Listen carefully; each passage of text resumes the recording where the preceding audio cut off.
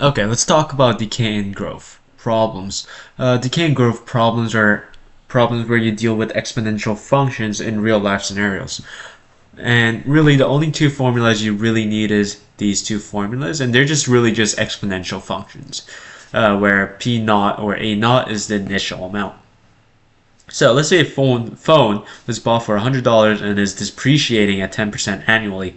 What's this worth after 10 years? Well, first of all, it's depreciating 10% annually, meaning each year you have to multiply by 90%. So if it was at 100, the next year it'll be 0.9 times 100, right?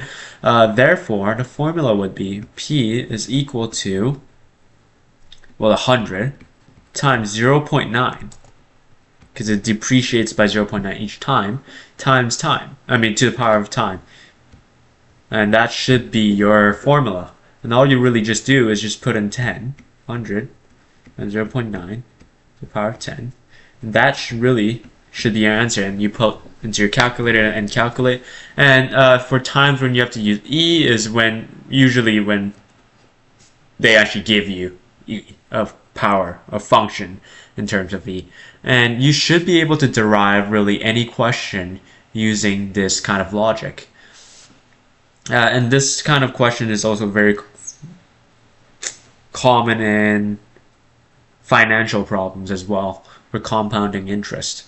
And for compounding interest, usually there will be a compounding term. So for example, 10% annually, 10% annually, but compounding semi-annually, meaning this would be multiplied by 2, and then you would actually have to divide this.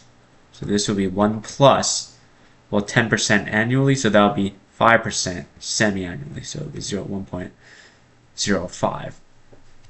And yeah, that's really it for decay and growth problems.